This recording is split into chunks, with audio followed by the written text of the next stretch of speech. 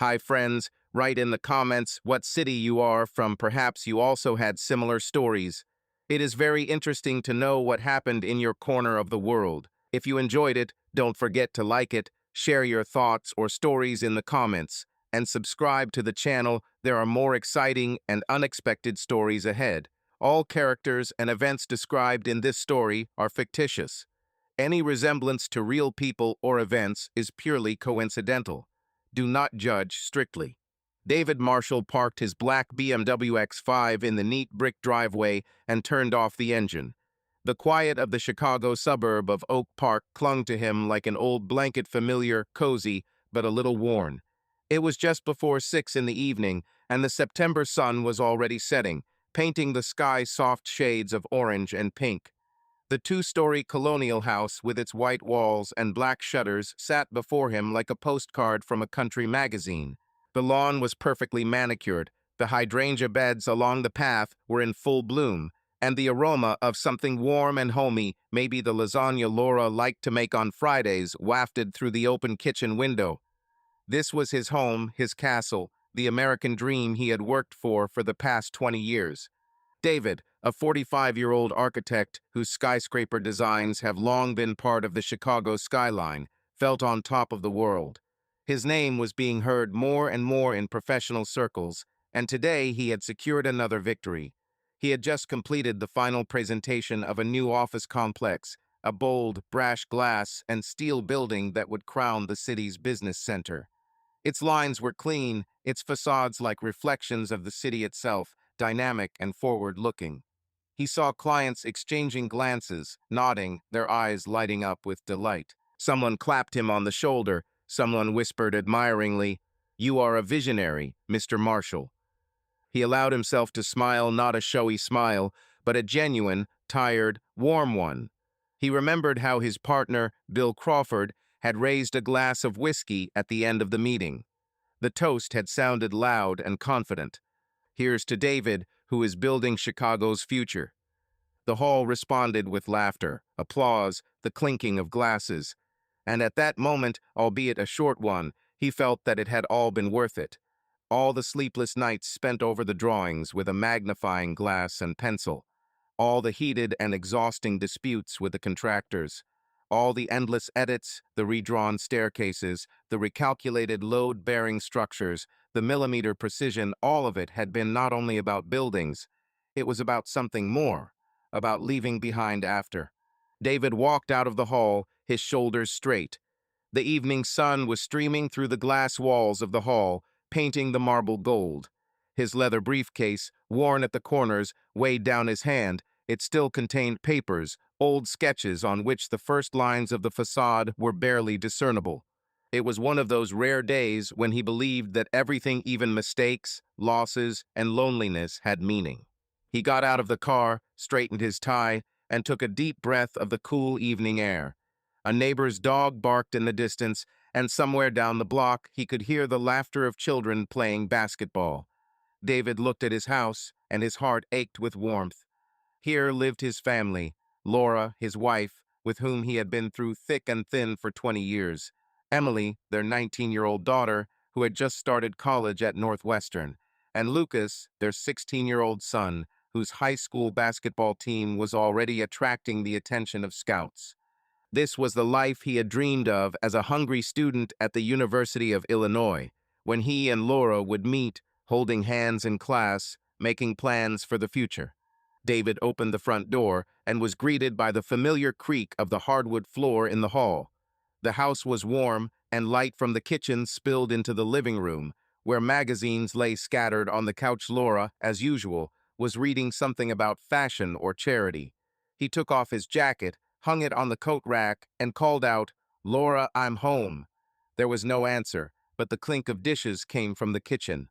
David smiled. Laura was probably busy with dinner.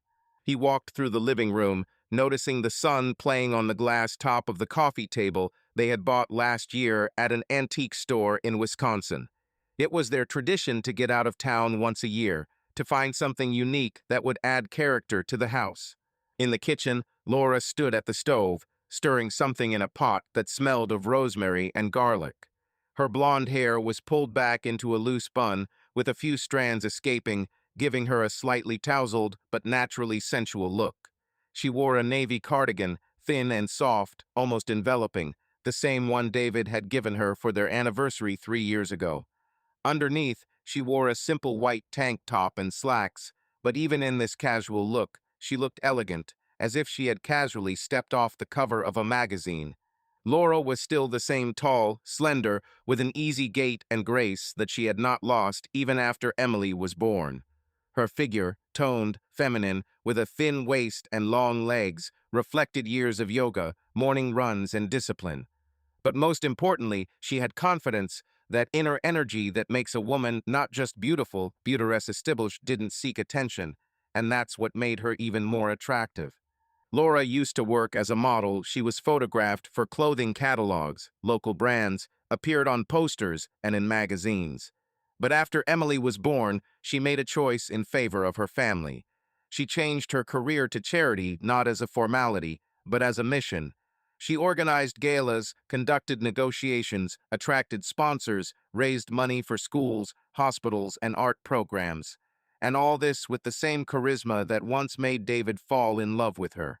He looked at her now, in the soft evening light, with a slight smile, focused on the saucepan, and thought that, despite all their difficulties, he still considered her the most desirable woman in the room. In any room.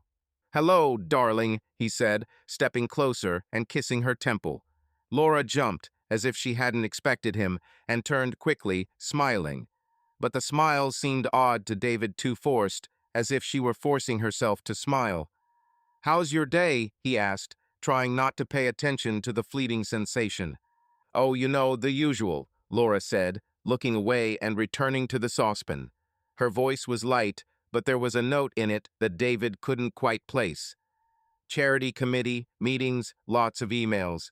How about you? How was the presentation?" David began to talk about his day, about how his clients had applauded his ideas, about Bill's joke about whiskey. He expected Laura to be enthusiastic as usual, to ask questions, maybe even to tease him about being too proud of his skyscrapers. But she just nodded, her eyes glued to the stove, her, "Wow, that's great," sounding mechanical. David frowned, but decided that she was just tired. The charity events were taking a lot out of her, especially in recent months, when she had begun to stay late at meetings. He sat down at the kitchen island, pouring himself a glass of water from the pitcher. "Where's Lucas?" he asked, noticing that the house was unusually quiet. "At practice," Laura answered without turning around. "They have a big game next week. He wants to be ready." And Emily called, said she'd be staying late at the library, studying for her exams. David nodded, though something in her tone pricked him again. Laura had always been open, sharing everything from gossip about the neighbors to her plans for the next gala. But lately she had become more reserved, and David couldn't understand why. He remembered her complaining about the routine in their marriage a couple of years ago. "We feel stuck, David," she had said, standing in the same kitchen, a glass of wine in her hand. "Where is the passion we used to have?" He had suggested going to the Caribbean to reset. They had spent 2 weeks on the beaches of Barbados, laughing, drinking cocktails under the palm trees, making love as if they were younger. After that trip, Laura had seemed happy, and David was sure they had overcome the crisis. But now, looking at her tense shoulders, he wondered if he had missed something important. "Are you okay?" he asked, trying to sound casual. Laura turned, and their eyes met for a moment. Her gaze was warm, but there was a shadow in it, as if she were hiding something. "Yeah, sure," she said, smiling that tight smile again. "Just busy. You know how it is." David was about to continue, but at that moment her phone vibrated on the table. Laura quickly grabbed it before David could see the screen and turned the device face down. Her movements were too hasty, and David felt something inside him tighten. He was not a suspicious man in 20 years of marriage. He had learned to trust Laura. But this gesture, so small and insignificant, ignited a spark of doubt in him. "Who is it?" he asked, trying to keep his voice light. "Oh, just a colleague from the foundation," Laura replied, too quickly, and then changed the subject. Are you hungry? The lasagna is almost done. David nodded, but his mind was already elsewhere. He watched Laura set the plates on the table, her fingers shaking slightly as she poured the wine. He remembered how a couple of weeks ago she had come home from yet another charity event in a new dress he had never seen before, black, form-fitting, with a low neckline. I just wanted something new, she had said then, laughing. David hadn't paid attention to it at the time, but now it seemed like part of a puzzle he couldn't put together. Dinner passed in silence, broken only by the clatter of forks on plates. Laura recounted her day, but her words sounded like a memorized script. David tried to listen, but his gaze kept drifting to her phone, which she had placed face down next to her. When Lucas returned from practice, his noisy entrance, the slam of a door, the sound of a basketball rolling across the floor released the tension. Lucas, tall and thin, with a shock of dark hair inherited from David, burst into the kitchen, dropping his backpack on the floor. "Dad, you should have seen me hit a three from downtown," he exclaimed, grabbing a piece of bread from the table. David laughed, feeling his son's presence bring him back to reality. Lucas was his pride, not just because of his basketball, but because of his open, sunny personality. They began to discuss the game, and for a moment David felt at home again, safe. But when Lucas went upstairs to take a shower, the silence returned. Laura was clearing away the dishes, and David saw her glance at her phone again before putting it away in her pocket. The gesture, so simple yet so foreign, stayed with him like a splinter. He went up to the bedroom, changed into his house clothes, and got into bed, but sleep would not come. He lay staring at the ceiling and thought of the Caribbean, the warm sand beneath his feet, Laura's laughter, her hand in his. She had seemed so alive then, so real. What has changed? Or was it something he had missed? When Laura lay down next to him, he turned to her, about to ask what was going on. But she had already turned away, her face buried in the pillow, her breathing even, as if she were already asleep. David watched her silhouette in the darkness, and for the first time in 20 years, he felt a wall rise between them. He didn't know if it was fatigue, a crisis, or something much worse. But that night, lying in their shared bed, he felt for the first time a pang of suspicion that he would later understand would change his life forever. Saturday night at the Marshall house was one of those rare moments when time seemed to slow down. Outside the windows of the Oak Park, Chicago, suburb, a September breeze rustled the leaves of the old oak trees, and the soft light of the street lamps reflected off the wet pavement from a recent rain. Inside, the house smelled of roasted garlic and fresh basil as Laura prepared her signature mushroom risotto, always a hit at family dinners. The dining room table was set with the elegance for which Laura was known, a white linen tablecloth, china plates bought on sale at Pottery Barn, and a pair of candles in silver holders that cast a warm glow on the walls. David Marshall, a 45-year-old architect whose life seemed to embody the American dream, sat at the head of the table, sipping red wine and trying to ignore the slight restlessness that had settled in him since the previous Friday. Their 16-year-old son, Lucas, a star basketball player on the high school basketball team, was at a friend's party, and Emily, their 19-year-old daughter, was back at Northwestern studying for finals. That meant dinner tonight was just the two of them, a rarity in their busy lives. David had hoped it would be a quiet evening, maybe even romantic.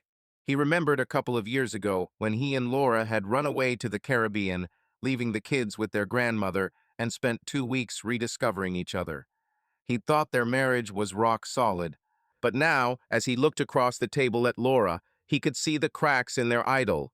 Her distant gaze, her too frequent delays at charity events, the way she now always held her phone face down.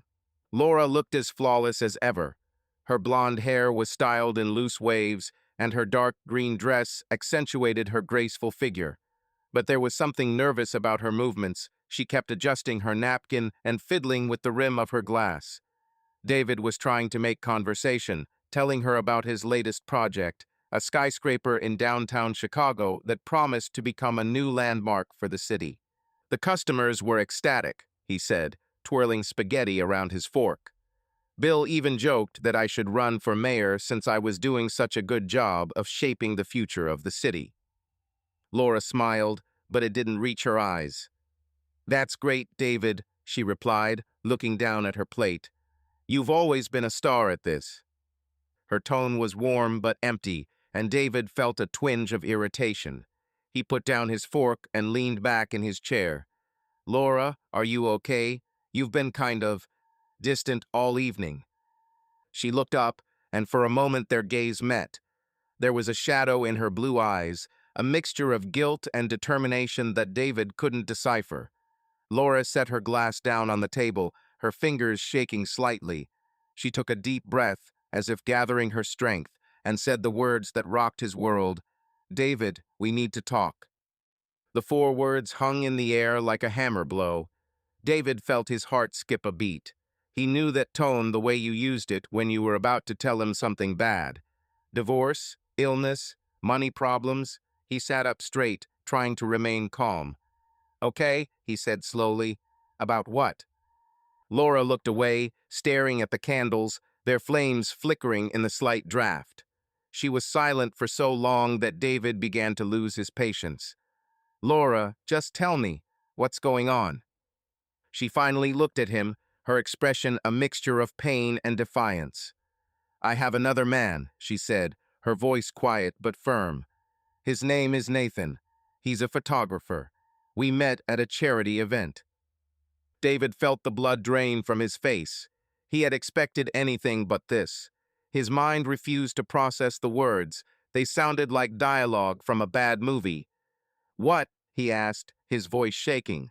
Are you serious?" Laura nodded, her eyes shining with tears, but she didn't look away. "Yes, David, I'm serious. It started a couple months ago. I didn't plan it. It just happened." "Happened?" David raised his voice, unable to contain the rage that was starting to boil inside him. "What do you mean happened? You just accidentally started sleeping with some photographer?" Laura flinched at his tone, but she didn't back down. "Don't yell at me, please," she said, her voice firmer. "I'm trying to be honest. I could hide it, but I don't want to lie to you." "Honest?" David laughed, but it was bitter, almost hysterical. "You call that honesty? You cheated on me, Laura. For how long? How many times did you lie when you said you were working late?" She looked down, her fingers tightening on the edge of the tablecloth. "It's not that simple, David," she began, but he interrupted. "Not that simple. You slept with another man. What's so difficult about that?" His voice was shaking, and he hated himself for it. He had always prided himself on his composure, but now he felt like his world was crumbling, and there was nothing he could do about it. Laura took a deep breath, as if gathering her strength. "It's not love, David," she said, looking into his eyes. "It's physical. Nathan gives me something I've been missing. Passion, excitement. But I don't want to break up our family. I love you, but I need more than you can give." The words hit him like a knife. "I love you, but I need more than you can give." They echoed in his head, tearing at his heart. David looked at Laura, the woman he had shared 20 years of his life with, and didn't recognize her. Where was the girl who had laughed at his jokes in college? The one who had cried tears of joy when he proposed on the shores of Lake Michigan? The one who had held his hand in the hospital when Emily and Lucas were born? "More than I can give," he repeated, his voice hoarse. "What does that mean, Laura? I work like hell so we can have this home, this life.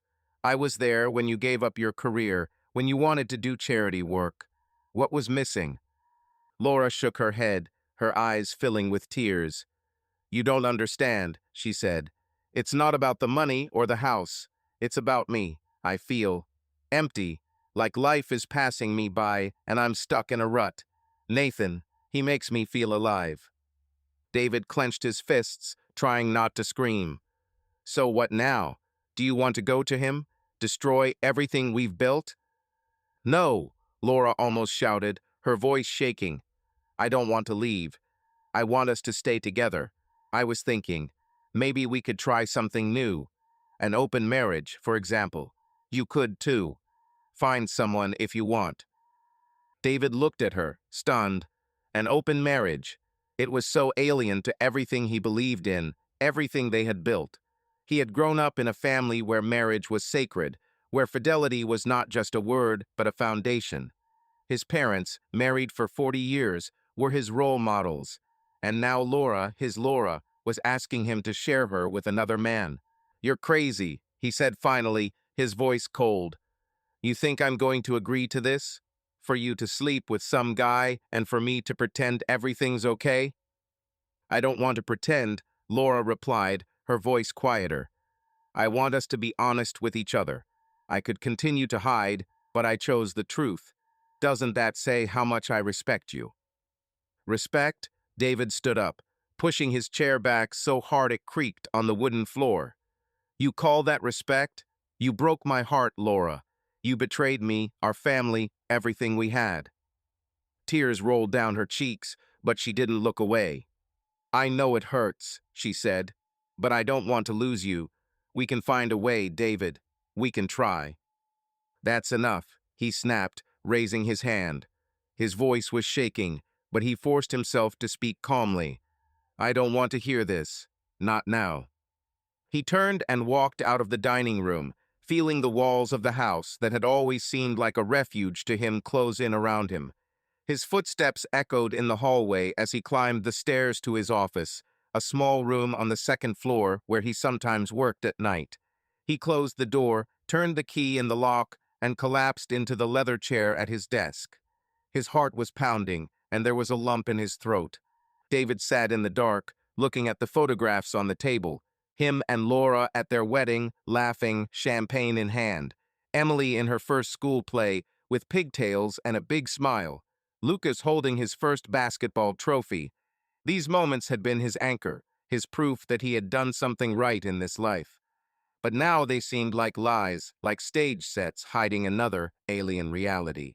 He remembered their wedding a summer day, a garden full of flowers, Laura in a white dress, looking at him with such love that he felt invincible. He remembered them dancing to Frank Sinatra, her whispering in his ear, "We'll always be together, right?" He'd believed her then. He'd believed her when they bought this house, when she gave birth to their children, when they argued and made up. He'd believed her even 2 years ago, when she complained about the routine, and he'd suggested the Caribbean to bring back the spark. They'd come back from that trip happy, or so he'd thought. But now he wondered, when had she started to pull away? When was he not enough for her? David ran a hand over his face, feeling the tears sting his eyes. He hadn't cried in years, but he couldn't stop now.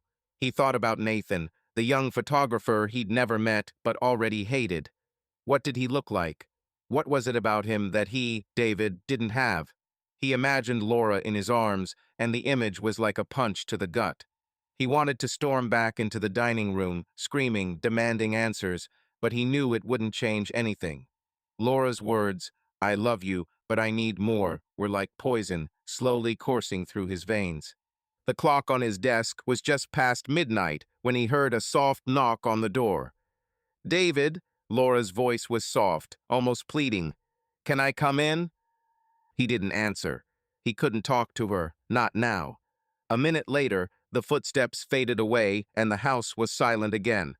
David remained in the study, staring into the darkness, going over the memories of their 20-year marriage like old photographs fading with time.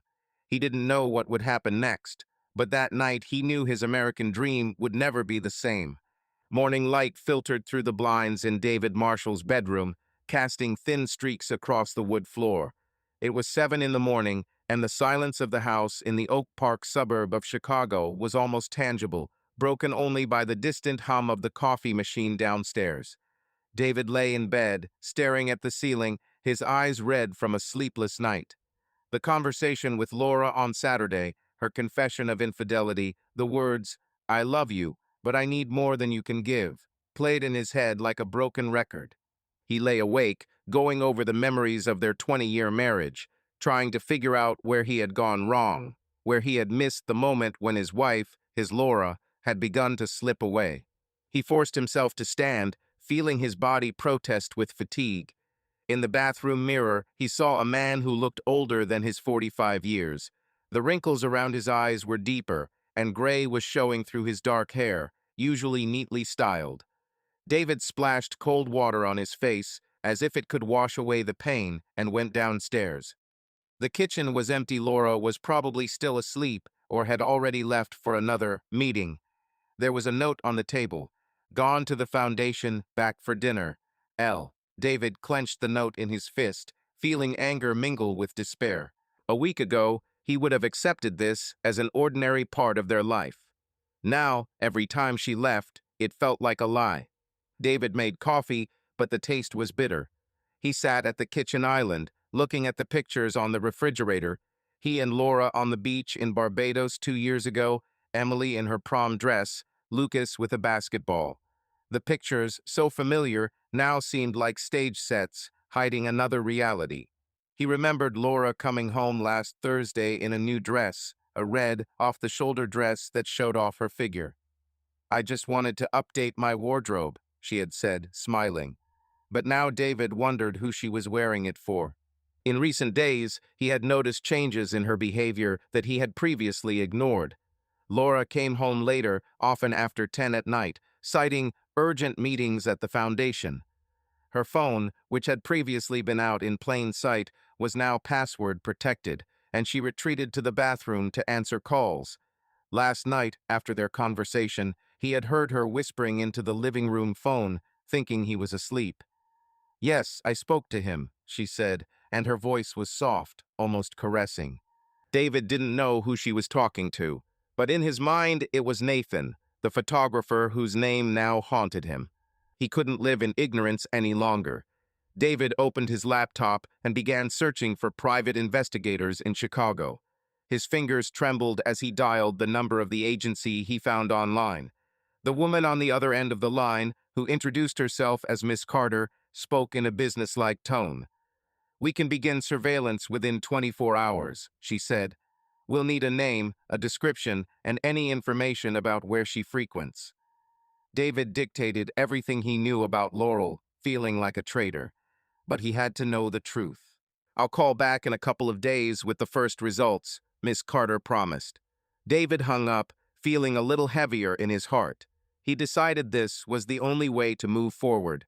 Meanwhile, the house began to come alive. A door lock clicked somewhere upstairs, footsteps were heard on the stairs, and a moment later Lucas came down to the kitchen. His basketball shoes squeaked on the tiles, rhythmically, habitually. He was in his gym uniform, a gray t-shirt with the school logo, shorts, slightly wrinkled, and dark hair, still damp from the shower, sticking out in all directions. He reminded me of David in his youth, the same tall, thin man with a slightly furrowed brow and a heavy gaze, as if the world was constantly testing him for strength. But today, something was different. His usual vibrant energy that usually filled the room seemed muted. He silently opened the cabinet, pulled out a box of cereal, poured milk into a bowl, and sat down at the table, staring at his phone, slouching so that he seemed smaller than he actually was. "How are you, son?" David asked, walking into the kitchen with a cup of coffee and trying to sound casual. "Norm," Lucas muttered, not looking up from his phone. "Training today. We need to get ready." "Playing soon?" "Yes, next week." A pause. The sound of cereal crunching. A drop of milk fell on the table, but Lucas didn't notice. David took a sip of coffee and sat down carefully opposite. "You look tired. Is everything okay?" "I'm fine. I just didn't get enough sleep." "Because of training, or?" Lucas finally looked up from his phone and at his father. His eyes were slightly red, not from crying, but rather from lack of sleep, irritation, or both. "Dad, not now. Okay, I just want to have breakfast." David nodded, a twinge of pain in his stomach. He remembered how easy it had been to talk to Lucas about anything: dinosaurs, comic books, why the sky was blue. Now every conversation felt like a minefield. One awkward step and the whole thing would explode.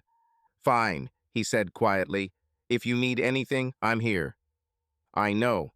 But it sounded more like a way to end the conversation than an admission.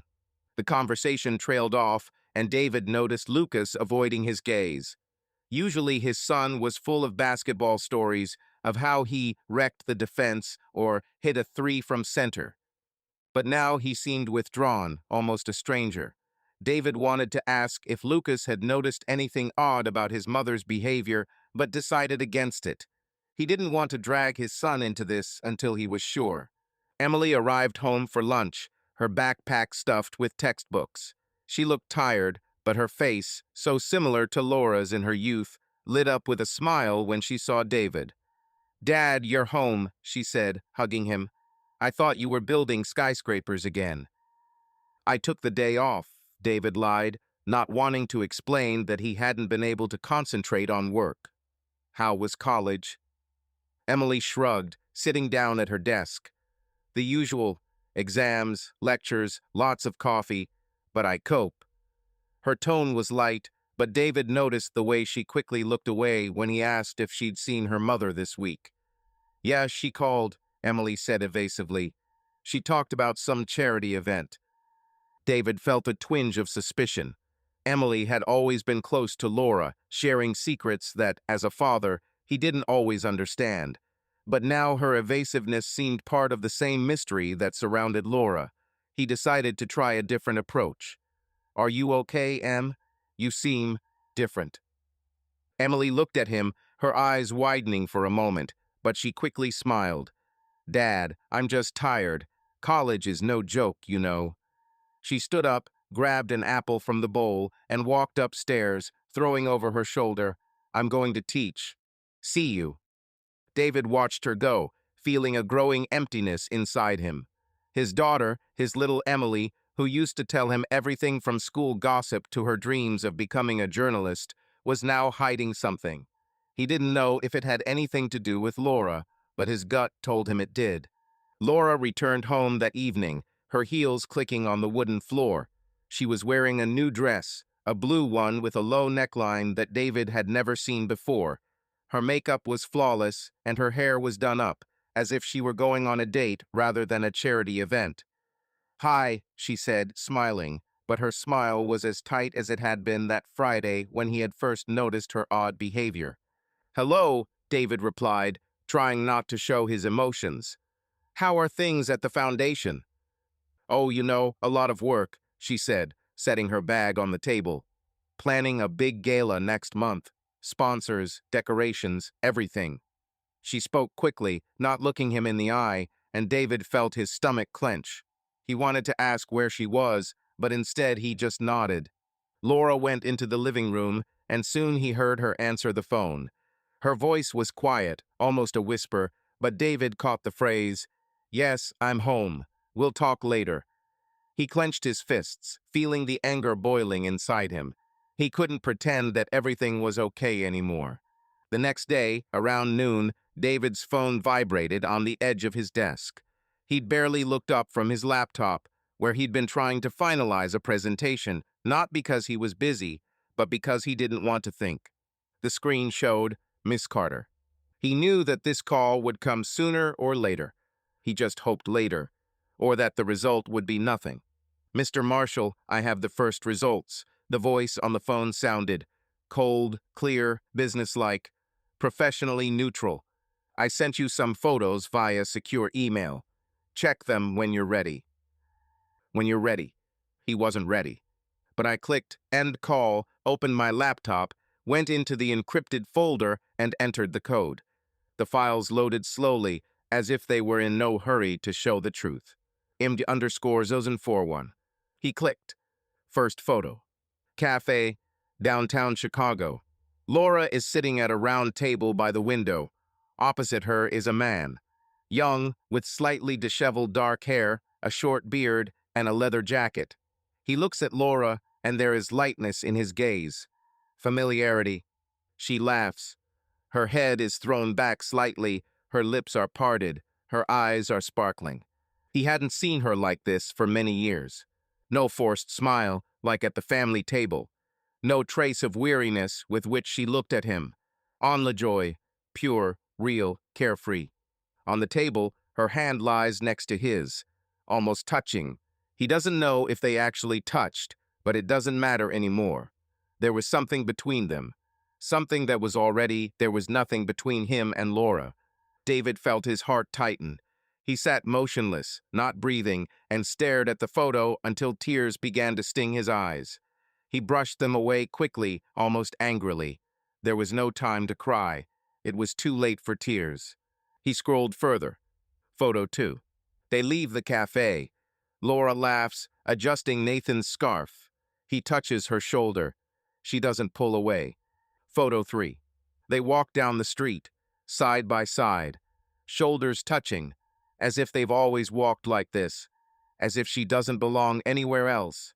Not David's, not Emily's, not Lucas's, only to him. He closed the laptop abruptly, like a coffin lid. The office became silent. Even the old clock on the wall suddenly stopped ticking, or he simply stopped hearing it. David sat with his hands clenched into fists, staring into space. Everything inside was empty, but this emptiness pulsed, lived. The crack in his family was no longer invisible. It became a black line in the pictures. It became the sound of her laughter not being with him. It became a point of no return. Laura, Emily, Lucas, everything he held on to, everything he built, everything he protected for years was slipping away from him like water through his fingers. He placed his hands on the table as if he wanted to grab hold of something solid, real, unshakable. But even the table felt cold under his fingers, alien. He didn't know what to do next. He didn't know what to do. He was always the one who designs, buildings, plans, the future. But he did not plan for his own life. And now that the truth was in front of him, he understood. There is no more pretending. Not in front of myself. Not in front of Laura. Not in front of children. These photos changed everything. And perhaps forever. Rain pounded the Marshall's windows, turning the suburb of Oak Park into a gray watercolor. It was Tuesday morning, and David Marshall stood at the living room window, holding a mug of cold coffee. Outside, the neighbors' children ran to the school bus, their brightly colored backpacks flashing under umbrellas, and in the distance he could hear the hum of a lawnmower, someone trying to cut the grass despite the weather. The routine of suburban Chicago, which had always soothed David, now seemed like a mockery. His life, his American dream, was crumbling, and neither the rain nor the perfectly manicured lawns could hide it. A week had passed since Laura had confessed to an affair with Nathan, the young photographer whose face now haunted David in every nightmare. The private detective's photographs of Laura laughing with Nathan in a cafe were like a knife in the heart. Her smile, so lively and carefree, belonged to another man. David tried to hold on, to go to work, to smile at his colleagues, but inside he was broken. He noticed how Laura continued to live her life. New dresses, late arrivals, calls that she took in a whisper. He did not talk to her about the photographs and did not want to give her the satisfaction of having upset his balance. But every look from her, every lie from her only deepened the gap between them. The kids had changed too. Lucas had become even more withdrawn, spending all his time at practice or in his room with his headphones on. Emily came home on weekends, but her usual chatty nature had been replaced by evasiveness. David felt like he was losing touch with her, and it scared him more than he cared to admit. Emily had always been his little girl, the one who drew him cards on Father's Day and asked him to read to her before bed. But now she seemed like a stranger, and David couldn't figure out why. Emily was home today. She had taken the day off from classes, citing work on an essay. David didn't quite believe it, but he said nothing. He hadn't interfered much in recent months, not because he didn't want to, but because he didn't know how. From the study, he could hear her voice upstairs, muffled, alive, energetic. Laughter broke through the walls like a ray of sunlight in a gloomy room. The sound had warmed him before. Now it only disturbed him. He stood up and walked up the stairs, coffee in hand. He wanted to just knock, offer a break, talk. He wanted to feel like a father, not a bystander watching his own life crumble. But he stopped at the door. It was slightly open, a crack through which life went on without him. He heard Emily's voice, clear and joyful. "Yeah, I know it's weird, but Nathan is really cool." The slight delight in her tone pierced David like a thin knife under the ribs. I met him a couple of times when my mom took me to their events. He's so free, not like all those boring guys from the foundation. Nathan. The name sounded like a death sentence. Emily talked about him. Oh, him. He froze, almost dropping the cup. His heart began to pound wildly. His breathing was ragged. He couldn't move away, should have heard more. He doesn't try to be an adult in a bad way at all. Like, he can talk about movies and music and, I don't know, he's just different. His mom is like, well, real around him. Pause. Light chuckle. Mom says it's normal, Emily continued, a little more quietly. Like, she still loves her dad, but she needs something for herself. I was shocked at first, but now I kind of understand. Women should have the right to their own desires, no. Something was said in response on the other end, unintelligible. Emily's answer followed immediately, with a slight, cheerful accent. Yeah, Dad would probably go crazy if he found out. But Mom said she'd figure it out. She just wants everything somehow stay in balance, for everyone to be happy. She laughed, sincerely, freely, and David stood behind the door, leaning against the wall, as if otherwise he would collapse. He felt the world slowly falling away beneath him. Even Emily knew, his own daughter, and I didn't just know accepted, as a matter of course, as something that shouldn't cause a scandal, shouldn't break up a family, because happiness is when there is enough space for everyone, even strangers. But for him, there was no room left. He didn't feel like he was part of the equation, just a variable that was removed to simplify things. He stepped back from the door, barely breathing. Slowly, as if underwater, he went down, holding the now cold coffee in his hands. Now he knew. Everyone knew, everyone except him. He didn't need confirmation. He didn't need explanations. The truth has already been spoken for everyone. David closed his eyes, feeling the anger and pain merge into one unbearable lump. His daughter, Emily, knew about Laura's affair. What's more, she was dating Nathan, supporting her mother, thinking it was normal. He wanted to burst into the room, scream, demand an explanation, but his feet were rooted to the floor. He stood there, listening to Emily say goodbye to her friend and hang up, and then quietly went downstairs so as not to give away his presence. In the living room, he collapsed on the sofa, his hands shaking. He remembered Emily as a little girl, climbing into his lap and asking him about the skyscrapers he designed. "Daddy, you build castles in the sky," she would say, her eyes shining. Now those eyes, like Laura's, were hiding the truth from him. He felt betrayed not only by his wife, but by his daughter, and it was worse than he could have imagined. David decided he couldn't leave it like this. He had to talk to Emily, find out how far this lie went.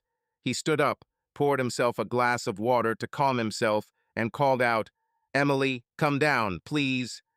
A few minutes later, she appeared in the living room, wearing a Northwestern sweatshirt and jeans, her blonde hair pulled back into a messy ponytail. "What's wrong, Dad?" she asked, smiling, but her smile quickly faded when she saw his face.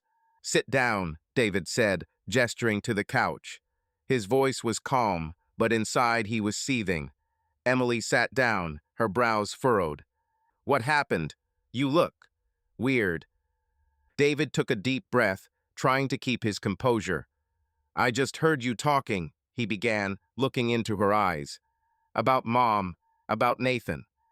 Emily paled, her fingers tightening on the hem of her sweatshirt. "Were you eavesdropping?" she asked, her voice sharp. "I wasn't eavesdropping," David replied, his tone firmer. "The door was open. You knew, Emily. You knew Mom was having an affair, and you didn't tell me. You were even dating this Nathan." Emily looked away, her cheeks flushing. "It's none of your business, Dad," she said quietly. "It's Mom's life." "None of my business?" David raised his voice, unable to contain himself. "She's my wife, Emily, your mother, and you knew she was cheating on me, and you kept quiet. How could you?" Emily jumped up from the couch, her eyes sparkling. "Because Mom trusted me," she cried. "She told me because I'm her daughter, and I understand her. You don't know how hard it is for her." Is it hard for her? David laughed, but it was a bitter laugh. She slept with another man, Emily. She's destroying our family, and you call that hard? Emily crossed her arms, her chin lifted. You don't understand, she said, echoing Laura's words, which only made David angrier. Mom loves you, but she feels lonely. Nathan makes her happy. It doesn't mean she wants to leave you or us. David looked at her, stunned. His daughter, the one he had raised, protected, wanted the best for, was defending her mother's betrayal. You dated him, he said, his voice shaking. You said he was cool. You sat with this guy, knowing he was sleeping with your mother. Emily blushed, but didn't look down. Yeah, I've met him, she admitted. Mom took me to a couple of meetings he's been to. He's okay, Dad. He's not some kind of monster. He's just different. He makes art. He lives freely. Maybe if you tried to understand. Understand? David interrupted, his voice cold. Do you seriously think I should understand why my wife and my daughter are lying to me? Emily, do you have any idea how much this hurts me? Emily paused, her eyes filling with tears, but she didn't back down. Mom needs this, Dad, she said, her voice soft, almost pleading. Why can't you just accept it? The words hit him like a slap in the face. Accept. His daughter was asking him to accept that Laura had ruined their marriage. He felt something inside him break, not anger, but a deep, almost physical pain. He looked at Emily, at her face, so similar to Laura's, and for the first time in years, he didn't know how to talk to her. Go away, he said finally, his voice hoarse. I can't talk to you now. Emily opened her mouth to say something, then turned and went upstairs. David heard her door slam and was left alone in the living room. He collapsed on the couch, feeling the rain outside become an echo of his own despair. He thought about how Laura had manipulated not only him, but their daughter, how she had drawn Emily into her lies. He thought about how he had lost not only his wife, but his daughter, who was now standing on the other side of the fence. David pulled out his phone and opened the photos the detective had given him. Laura and Nathan in a cafe, she laughing, he adjusting her scarf. Now he knew that Emily was part of this world too, a world he had no access to. He didn't know how to move on, but one thing was clear. The rift in his family had become deep, and he wasn't sure if he could ever heal it. Morning fog settled over the suburb of Oak Park, softening the lines of the houses and trees, as if nature were trying to smooth out the hard edges of David Marshall's reality. It was early October, and the air smelled of dampness and fallen leaves. David stood on the porch of his house, clutching the handle of the suitcase he'd packed the night before. Inside were only the bare essentials, a few shirts, jeans, a laptop, and a book he'd never finished. This house, with its white walls and black shutters, had once been his sanctuary, a symbol of the American dream he'd been building with Laura. Now it felt like a cage of lies and betrayal. The last few weeks had been a nightmare he couldn't wake up from. Laura's confession to her affair with Nathan, the private investigator's photographs of her laughing with another man, and worst of all, Emily's revelation that she knew about her mother's infidelity and had even supported it. Her words, Mom needs this, Dad. Why can't you just accept it? Echoed in his head, each time cutting deeper. David, a 45-year-old architect whose skyscrapers graced the Chicago skyline, felt broken. But today, he decided he would no longer let the pain define his life. He would take control, even if it meant leaving the home he loved. Laura was in the living room when he came down. She was sitting on the sofa, casually leafing through a magazine, but judging by the way she flinched at the sight of his silhouette, she was expecting something, maybe this. She was wearing a light silk robe, her hair pinned up, but some strands had already fallen out. Even in this absent-minded morning look, she was still beautiful, painfully beautiful, and it was this that gave everything that was happening a particularly cruel tone. She noticed the suitcase right away. David, she said carefully. Her voice was quiet, as if she was afraid of upsetting the delicate balance. What are you doing? He set the suitcase down by the door and turned to face her. His face was calm, but there was a quiet anger in that calm. Fatigue, disappointment.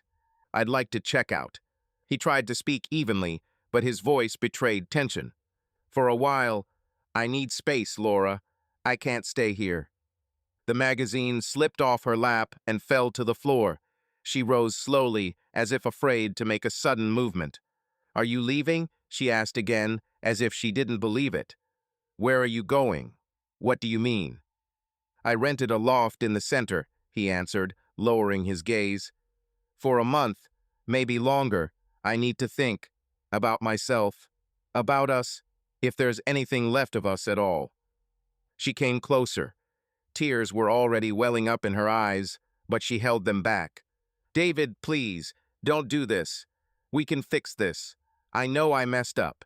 I told you it was over with Nathan. I realized I was wrong. I just couldn't cope. But we can do this again. For Emily, for Lucas. He looked at her for the first time in a long time. Long, hard. And this look was not angry, just empty. Do you think this can just be rolled back? He said, restrainedly, but sharply. You didn't just cheat on me, Laura. You lied. For months, you made Emily part of that lie. You made me the fool in my own home. I didn't mean to humiliate you, she began, stepping closer, but he stepped back. The gesture was almost imperceptible, but very clear. No, he said, no need. Not now. I thought it was just a phase, that I would come to my senses that you wouldn't recognize. Her voice trembled, and there was sincerity in it, but already late. You thought? He smiled wryly. You went to meetings, took our daughter with you, laughed with him, held his hand. It wasn't a phase, Laura. It was a life you stepped into without me. She was already crying, but not hysterically. Quietly, almost soundlessly. He couldn't look at it, or, more accurately, didn't want to believe that these tears are now about him. I didn't tell Emily how it really happened, she muttered. I was just trying to be honest with her. I didn't want her to think I was a traitor. What am I? A collector of silence? He cut off every word. You wanted honesty, but you left me as the last one to know. The last one to realize that the family was falling apart. Pause. She wiped away her tears with the back of her hand. I still love you, David, she whispered. You are my home. Everything else. It was confusing. I was lost. But I am ready to fix it. He clenched his jaw. Everything was fighting inside him. Memory, fear, love, rage. I was lost too, Laura. But I didn't find a lover to deal with it. He took a step towards the door, took the suitcase by the handle, and turned around one last time. I'm not saying it's over. I'm saying I can't breathe in this house, in this silence, among your half-truths. I need to leave before I ruin everything completely. What will I tell the children? She asked, barely audible. He looked at her for a long time. Pravdu, he said, for the first time in a long time. And he left, closing the door behind him, quietly, without drama. Just forever changed all. Laura was silent, her tears falling to the floor, but she didn't try to stop him. David picked up his suitcase and walked out, feeling like he was leaving a part of himself behind, but he knew it was necessary. He got into his BMW X5 and drove to downtown Chicago, where his new loft was waiting for him, his chance at a new start. The loft was in the River North neighborhood, a converted warehouse with high ceilings and huge windows overlooking the city. Brick walls, exposed wood floors, and minimalist furniture gave the space a modern, almost rugged feel. David had chosen it not for its style, but for the contrast with the suburban home. There were no memories of Laura, no children, no past. He unpacked his suitcase, hung his shirts in the closet, and sat on the couch, looking out at the city lights. For the first time in weeks, he felt like he could breathe. The next day, he joined a gym 2 blocks from the loft. The fitness center was modern, with floor-to-ceiling windows and a clean smell. David wasn't a fitness fanatic, but he needed something to take his mind off things. He started with jogging on the treadmill, then added strength training, feeling the physical pain numb the emotional one. Every morning, he rose at 6, ran, showered, and drove to the office, where his skyscraper plans awaited his attention. He didn't allow himself to think about Laura or her new dresses or the whispers on the phone. Instead, he focused on rebuilding himself, not just his body, but the self-esteem she had shattered. A week after moving in, David decided to go for a run in Millennium Park for a change of scenery. It was a cool morning, and the sun was just rising over Lake Michigan, turning the water golden. He jogged along the path, his sneakers clacking rhythmically on the pavement, his headphones playing an old Springsteen album. As he turned the corner at Cloud Gate, the famous Beans, he accidentally collided with a woman running toward him. Her water bottle fell, and David stopped to help. "Excuse me," he said, picking up the bottle and handing it to her. The woman, about 38, with chestnut hair pulled back into a ponytail, smiled. Her face was open, lightly freckled, and her eyes were warm, but with a hint of weariness. "It's okay," she replied, taking the bottle. "I wasn't looking where I was running." They started talking, and David learned that her name was Sarah, a high school literature teacher who liked to run in the park in the mornings. Her voice was soft, with a slight Chicago accent, and there was a sincerity to it that David was missing. They ran a couple of laps together, discussing the city, books, and how autumn changed Chicago. When they stopped at a fountain to catch their breath, Sarah looked at him curiously. "Are you new in town?" she asked, wiping sweat from her forehead. "Not really," David replied, feeling the truth burn in his throat. "Just moved recently, starting over, so to speak." Sarah nodded, as if she understood more than he had said. "I know how it is," she said. "I started over by myself a couple of years ago. Divorce is not the most fun adventure." David was surprised by her frankness, but it gave him courage. "Yeah, I'm in that process too," he admitted. "I'm just thinking about divorce, but it seems inevitable." Sarah looked at him, her eyes serious but not judgmental. "Can I ask what's wrong?" she said softly. "If you don't want to, don't answer." David didn't know, but something in her tone made him open up. He told her briefly about Laura, about her affair, about how he knew that even his daughter knew. He didn't go into detail, but the words flowed, and he felt relieved to share this with someone who wasn't part of his past. Sarah listened attentively, without interrupting, and when he finished, she sighed. "My husband cheated too," she said, looking out at the lake. "I found out when our son was 10. It was like someone pulled the rug out from under me. But you know what I learned? You can't force someone to love you the way you want them to. You can only decide what to do with your life." Her words struck a chord with David. He realized that Sarah had been through the same pain, but there was no bitterness in it, only the strength he needed right now. They exchanged numbers, and Sarah suggested they meet for a run the following Saturday. "But only as friends," she added with a smile. "I don't date married men, David. Get your life sorted out, and then we'll talk." That moment was a turning point for him. Her words, "I don't want to be a second option, David. Get your life sorted out, and then we'll talk," were not just a condition, but a challenge. Sarah wasn't asking him to feel sorry for himself or pretend everything was okay. She saw him as a person, not a broken husband, and that gave him hope. Back at the loft, David called a lawyer recommended by his partner at the firm. "I want to start the divorce process," he said, his voice firm despite the pain in his chest. The lawyer, an older man named Martin Green, was businesslike but sympathetic. "We can have the paperwork ready within a week," he said, "but you need to be prepared for it to be difficult, especially if your wife resists. Like if betrayal is not about you. And in order not to miss the next story, be sure to subscribe. We appreciate each of you." David knew Laura wouldn't give up easily. She had already tried to manipulate him, begging him to give her a chance, but he no longer believed her tears. He thought of Lucas, who had avoided him, and of Emily, whose betrayal still stung. Divorce was not only the end of a marriage, but also a chance to regain the dignity that Laura had taken away. That night, lying in his new bed in the loft, David looked out the window at the lights of Chicago. He thought about Sarah, about her smile, about how she made him feel alive for the first time in months. He knew the road ahead would be difficult, but for the first time, he felt like he had a purpose.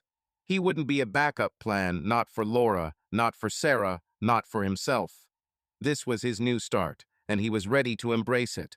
The autumn wind blew leaves across the sidewalks of River North, where Chicago's skyscrapers cast long shadows, and the smell of coffee from the sidewalk cafes mingled with the scent of wet asphalt after a morning rain. David Marshall stood at the window of his new loft, looking out over the city he had helped build. His life, once as solid as the steel of his architectural designs, was now in ruins. Moving from suburban Oak Park to this cool loft had been his attempt at a new beginning, but the past would not let go. Laura, his wife, whose betrayal had broken his heart, kept calling, texting, begging to see him. David ignored her messages, but he knew he couldn't avoid the conversation forever. Today, he decided to meet her, to put an end to it, or at least to try. He pulled on a dark gray jacket, straightened his tie, and walked down to the cafe on the ground floor of his building. The urban grind was cozy, with wooden tables scratched from thousands of cups and windows that let in soft light. David chose a table in the corner, away from prying eyes, and ordered an espresso. His fingers nervously fiddled with the envelope containing the photographs from the private investigator shots of Laura and Nathan, her lover, in the cafe, on the street, laughing, being close. The photographs were his trump card, his weapon if Laura refused to admit the truth. Laura walked in 15 minutes later, her heels clicking on the tiled floor. She looked as if she were getting ready for a photo shoot, a black dress that hugged her figure, her blonde hair perfectly coiffed, her makeup hiding any traces of fatigue. But her eyes, usually bright, were filled with worry. She sat down across from him, placing her purse on the chair, and tried to smile. "Thank you for agreeing to meet," she said, her voice soft, almost pleading. David nodded without answering. He looked at her, trying to see the woman he had loved for 20 years, but he saw only lies. "Speak," he said finally, his tone as cold as the October wind outside. Laura took a deep breath, her fingers tightening on the edge of the table. "I know you're angry," she began, "and you have a right to be. I made a mistake, David. With Nathan. It was stupid. I was lost. I felt like I was losing myself. But I swear it's over. I broke up with him. I want us to try again. For us, for Emily and Lucas." David felt anger boiling inside him. Her words sounded rehearsed, as if she had rehearsed them in front of a mirror. He leaned back in his chair, crossing his arms. "You broke up with him?" he asked, his voice thick with sarcasm. "And I'm supposed to believe you? After all the lies you told me? After you dragged our daughter into this?" Laura paled, her eyes widening. "Emily?" she asked. "What do you mean?" "Don't pretend," he snapped. "I heard her talking about Nathan. She knew about your affair, Laura. She dated him and thought he was cool. You made our daughter an accomplice to your betrayal." Laura closed her eyes, her lips trembling. "I didn't mean to," she whispered. I trusted her. She's my daughter, David. I thought she'd understand." "Understand?" David raised his voice, drawing the gaze of a couple at the next table. He forced himself to keep his voice down. "You ruined our family, Laura, and you expect me to just accept your apology and come back like nothing happened?" She leaned closer, her voice desperate. "I don't want a divorce, David," she said. "I found out you talked to a lawyer. Please give me a chance. We can go to a therapist, start over. I'll do whatever you want." David looked at her, feeling the pain and anger warring inside him. Part of him wanted to believe her, to remember the days when they were happy, when they danced in the rain in Barbados or laughed at stupid jokes over dinner. But the other part, the part that had seen the pictures, that had heard Emily's words, knew there was no going back. He pulled the envelope out of his pocket and put it on the table. "What is it?" Laura asked, her voice shaking. "Open up," he said, his tone icy. She took the envelope hesitantly, her fingers shaking as she pulled out the photographs. Her face went white as she saw herself and Nathan, their smiles, their closeness, captured in black and white. "You hired a detective," she whispered, her eyes filling with tears. "Yes, David replied, not looking away. And this is just the beginning. If you don't agree to a divorce, I'm sending these photos to every charity you work for. What do you think your sponsors will say if they find out their star is wasting her time on affairs instead of helping her children? Laura gasped, her hand clutching the photographs to her chest. You won't do this, she said, but there was no conviction in her voice. You're not like that, David. You won't ruin my reputation. You've already destroyed our family, he replied, his voice firm. I'm just protecting myself and our children who you dragged into this. Laura jumped up, her chair scraping on the floor. You never understood what I was missing, she screamed, her voice shaking with rage and tears. You were so busy with your skyscrapers, your projects, that you forgot about me. I felt invisible, David. Nathan saw me. He made me feel alive. The cafe fell silent, and the waiters and customers glanced at them furtively. David felt the blood rush to his face, but he did not look away. Don't you dare blame me, he said, his voice low but full of anger. I worked for us, for our lives. If you were lonely, you could talk to me instead of jumping into bed with some photographer. Laura collapsed back into her chair, covering her face with her hands. Her shoulders shook, but David felt no pity. He was tired of her tears, of her excuses. You made your choice, he said. Now I make mine. I'm filing for divorce, Laura, and if you try to manipulate me or the children, these pictures will see the light of day. She looked up, her eyes red. You can't take everything from me, she whispered. I won't let you ruin my life. You've already ruined mine, he replied, standing up. He threw a few dollars on the table for coffee and walked out without looking back. Outside, the cold wind hit his face, but David felt lighter, as if he had dropped a weight he had been carrying for weeks. Meanwhile, in suburban Oak Park, Lucas Marshall walked home from basketball practice, his backpack slung heavily over his shoulder. He walked down familiar streets where every house, every fence, was a part of his childhood. But today, something was wrong. The house he entered felt foreign, too quiet, too empty. His mother, Laura, was at a meeting, and his dad was living somewhere in town now. Lucas didn't understand why his father had left, but he sensed that something bad was happening in the family. He dropped his backpack in the hallway and went into the kitchen to make a sandwich. There was a note from his mother on the table. Back late, dinner in the fridge. Lucas frowned. She was always busy charity events, meetings, phone calls. But in recent months, she had become different, nervous, distant. He remembered how he had caught her on the phone a few weeks ago. She was laughing, her voice soft, almost flirtatious, and Lucas felt awkward, as if he had peeked at something personal.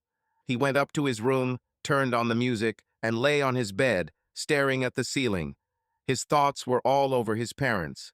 His father had changed, too quieter, his eyes tired, as if he were carrying a heavy load.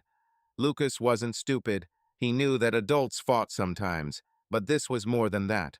He remembered how Emily, his sister, had dodged questions about his mother, how she'd quickly changed the subject when he asked what was going on. Lucas decided he'd talk to her when she got home from college. If anyone knew the truth, it was Emily. That evening, when Laura returned home, Lucas noticed that her makeup was smudged and her eyes were red.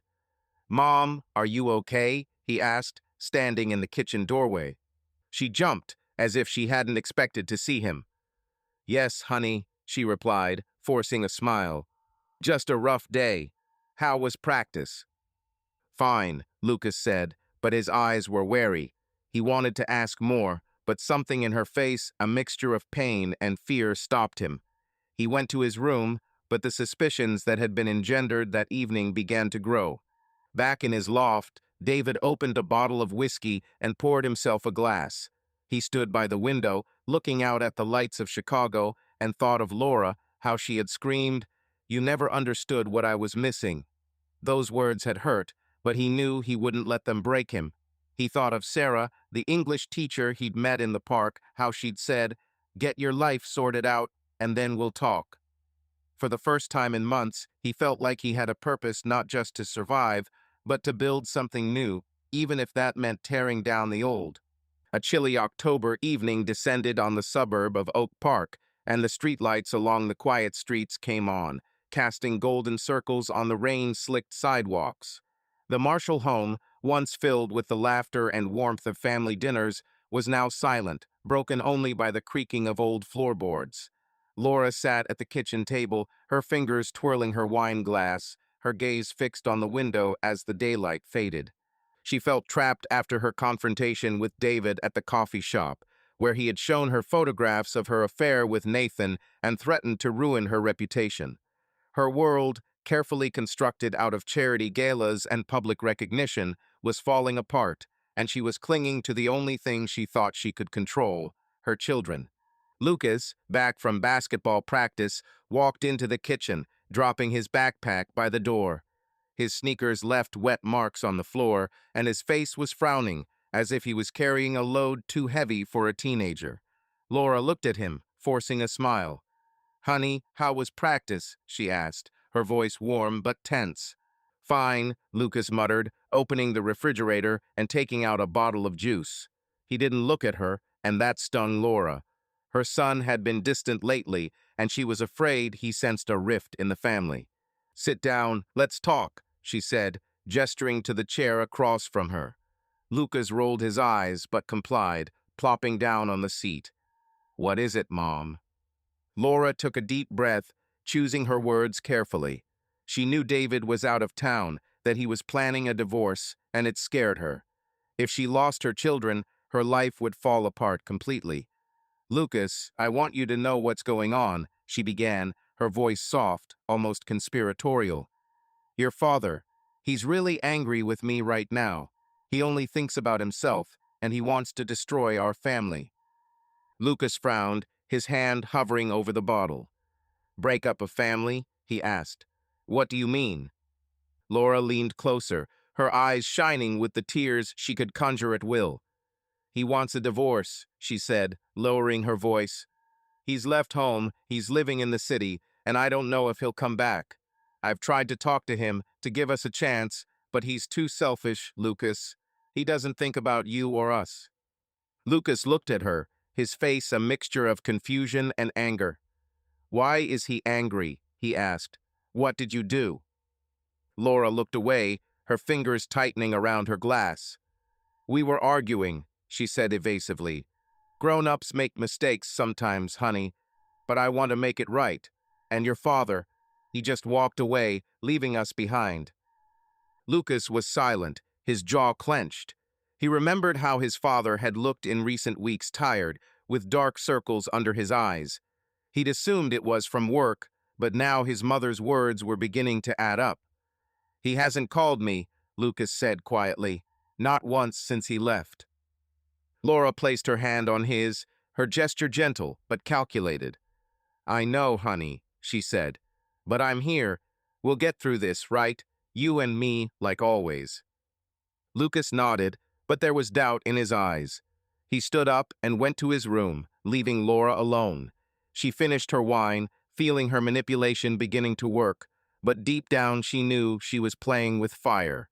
If Lucas found out the truth, she would lose him just like she had lost David.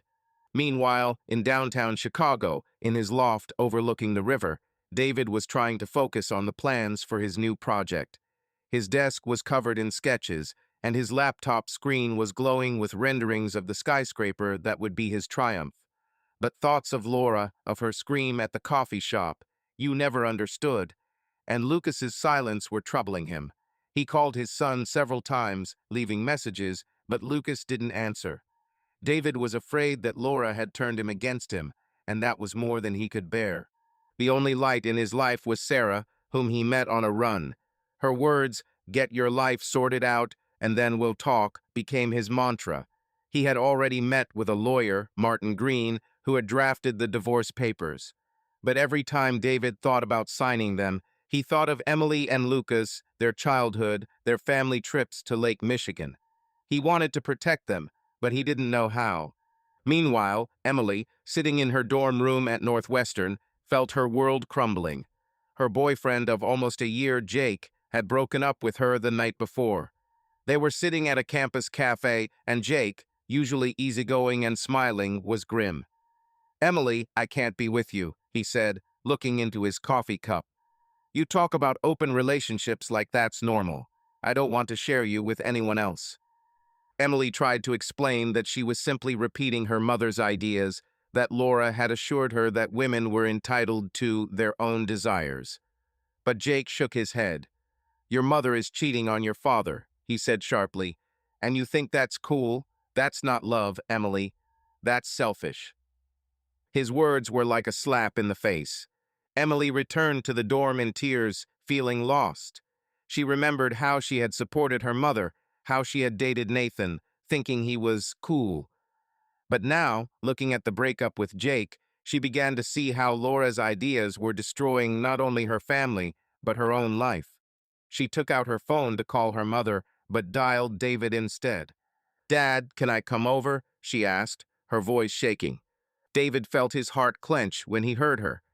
"Sure, Em," he said. "I'm in the loft. Come over whenever you want." An hour later, there was a knock at the door. Quiet, hesitant, as if the person behind the threshold did not fully believe that he had the right to come. David opened the door. Emily stood there. Her backpack was slung over one shoulder, the long sleeves of her sweater covered her fingers, and her eyes, red and puffy from crying, were looking at him with an expression he hadn't seen since she was a child. A look full of guilt, fear, and hope. "Dad." She exhaled, and the next moment she rushed towards him, as if she was afraid that if she hesitated, he would slam the door. She pressed herself tightly against him, with that childlike strength he hadn't felt in so long. He hugged her, slowly but firmly, as if he were piecing together something very fragile. "I'm sorry," she whispered, her voice trembling. "I was so stupid." He ran his hand down her back and didn't say a word, not because he didn't want to, but because the lump in his throat wouldn't let him. They sat down on the couch. Emily curled up next to him, the way she used to on those nights when her stomach hurt or she was scared of a thunderstorm. This was a different storm, and she needed him again. He not as a figure, but as support. "I have to tell you everything," she began, sobbing. "Mom, she talked to me. Shared. About Nathan. She said you were busy, that you were cold, that she wanted something real. And I listened. I believed. Because she didn't say it like a traitor, but like someone who was hurting." David sat silently, his hands clenched into fists, but he kept his composure. She said it was normal, that women should have the right to their desires, and I, like a fool, agreed. I thought she was strong, free, and you were just stuck in your plans, in the office, in the silence. She hesitated. "That's how I saw it, until Jake left." "Jake?" She nodded. "He was angry when he found out. He said I was talking about freedom, but really I was just condoning deception. He said if his father had done that, he would have hated him. And then I understood. Dad, I understood how you must feel. How torn." He looked at her, grown up but fragile, and all he felt at that moment was relief. Because she came. She chose him. "It's not your fault, Em," he said quietly, placing his palm on her head, stroking her hair as before. "You trusted your mother. That's okay.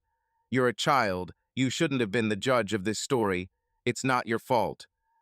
"But I feel guilty," she whispered. I was on her side. "I kept quiet when I saw you trying. I thought you just didn't notice. And you just held on." Her lips trembled, tears rolled down her cheeks again. "I want to fix this. Dad, really. I don't want to be like her. I want to be honest. Real." He nodded, smiling weakly through the moisture in his eyes. "You're already taking a step by coming here," he said. "It doesn't erase everything, but it's important. Very important." Pause. He exhaled heavily. "But I need time, Em. I can't just believe that you're my girl again. It's all too intense." She lowered her head, her fingers clutching the edge of her sweater. "I understand," she whispered. "I'll wait, Dad. As long as it takes. I just want you to know that I'm with you. For sure now." They sat in silence, only the street noise outside the window echoing faintly. David felt something like warmth in his chest for the first time in a long time. The pain was still there. The disappointment was still there. But there was hope in this room. And it was enough to stay, to not give up, at least for one evening. They spent the evening together, ordering pizza and talking about college, Lucas's basketball, anything but Laura. For the first time in months, David felt like he wasn't alone. But he knew Lucas was still avoiding him, and it was a thorn in his side. Late that night, after Emily had gone back to the dorm, David stood at the loft window, looking out at the lights of Chicago. He thought about Laura, her manipulations, the way she was trying to turn Lucas against him.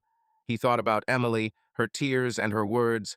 "I thought Mom was right, but now I see how much it hurts." That phrase became a beacon for him, a reminder that he was fighting not just for himself, but for his children. The rift in the family was deep, but perhaps with Emily by his side, he could begin to heal it. The sun was setting, turning the waters of Lake Michigan crimson and gold, as David Marshall walked along the Chicago waterfront, feeling the crisp October breeze wash away the weight of the past few months. The city around him was alive with life. Tourists taking pictures by the Buckingham Fountain, bicyclists speeding along the paths, and street musicians playing saxophones, adding a jazzy edge to the evening. In jeans and a navy sweater, David felt almost out of place in the bustle of the city, but for the first time in a long time, he felt a spark of hope in his chest. Today was the day he would meet Sarah, the woman whose smile and straightforwardness had brought a light into his life he hadn't expected to find. After moving into a River North loft and deciding to file for divorce, David slowly began to piece himself back together. The gym became his sanctuary for anger and pain, and working on a new skyscraper gave him a sense of control. But it was Sarah, a literature teacher he ran into while jogging in Millennium Park, who made him believe he could be more than his broken husband. Her words, "Get your life together, and then we'll talk," became a challenge to him, and he was determined to prove he could do it. They had arranged to meet at the Wormhole, a small cafe in the Wicker Park neighborhood known for its eclectic establishments and bohemian atmosphere. David arrived a little early, taking a table by the window, decorated with old vinyl records. The interior of the cafe was like a trip back in time. The walls were covered with Star Wars posters, and in the corners stood a model of the DeLorean from Back to the Future. He ordered a latte and was leafing through the menu when Sarah walked in, bringing with her the scent of autumn leaves and a small smile that made his heart beat faster. "You look like someone who would order something called a galactic mocha," she said, sitting down across from him and removing her scarf. Her chestnut hair was loose and her eyes were mischievous. David laughed, feeling the tension drain away. "I was thinking of something less cosmic," he replied. "But if you insist, I'm willing to take the risk." They ordered coffee and croissants, and the conversation flowed easily, as if they had known each other for years. Sarah told them about her school, how her students argued about Gatsby and tried to write poetry, which she called tragic adolescent. David shared a story about his latest project, a skyscraper with green terraces that was meant to be a symbol of a green Chicago. But beneath the ease of their conversation was a depth, and soon they moved on to more personal topics. "Did you ever think you'd start over?" Sarah asked, looking at him over the top of her cup. "I mean, after everything you've been through." David thought for a moment, his fingers tapping on the table. "I wasn't sure I could. Laura, she was my life for so long. But now I realize I can't live in the shadow of her choices." Sarah nodded, her eyes growing serious. "My marriage ended 3 years ago," she said. "My son, Ben, was little, and I thought I should stay for him. But then I found out my husband was cheating on me with a coworker. It was like someone turned off the lights in my life." David felt her words echo in his own pain. "How did you cope?" he asked quietly. "At first, I didn't," Sarah admitted, her voice soft but honest. "I cried, I was angry, I blamed myself. But then I realized I couldn't let his betrayal define me. I started over for Ben, for me. It wasn't easy, but it was worth it." Her frankness touched David. He told her about Laura, about her affair with Nathan, about how Emily had known and supported her mother, about Lucas's silence, who now avoided him. "I feel guilty," he admitted, looking out the window at the people hurrying under umbrellas. "Like I let them down. If I had been better, maybe Laura wouldn't have looked for someone else." Sarah leaned closer, her hand resting on the table next to his. "You can't blame yourself for her choices," she said firmly. "Love isn't a deal where you have to be perfect to avoid being betrayed. You gave her all you could, David. Now give yourself a chance to be happy." Her words were like a breath of air after a long dive. They finished their coffee and decided to take a walk through Wicker Park, where the streets were strewn with fallen leaves and the galleries and bookstores were inviting with warm light. They talked about their favorite books. Sarah loved Toni Morrison, and David admitted that he had been an avid Hemingway reader in his youth. They laughed when their umbrellas collided in a sudden gust of wind, and David found himself feeling alive for the first time in months. Over the next few weeks, they saw each other more often, in cafes, on walks along the Chicago River, at a small theater showing old movies. Sarah was not only smart and kind, but she had the rare ability to see him not as an architect, not as a betrayed husband, but as a person. She shared stories about her son, learning to play guitar and dreaming of becoming a rock star, and David felt her life becoming part of his own. One evening, they sat on a bench by the lake, wrapped in a single blanket Sarah had grabbed from the car. The sky was full of stars, and the city lights reflected in the water, as if Chicago were winking at them. Sarah turned to him, her face soft in the moonlight. "Have you thought about what's next?" she asked. "With the divorce, with your family?" David sighed, his eyes fixed on the water. "I filed the paperwork," he said. "The lawyer says the trial will start soon. But Lucas, he won't talk to me. I call, I text, but he just ignores me. I'm afraid Laura has turned him against me." Sarah took his hand, her fingers warm. "He's a teenager," she said.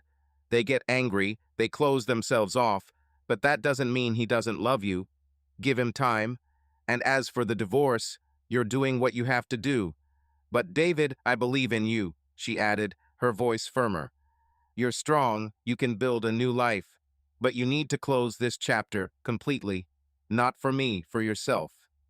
Her words, "I believe in you, David, but you need to close this chapter," were both a promise and a challenge. David looked at her, feeling something inside him come alive.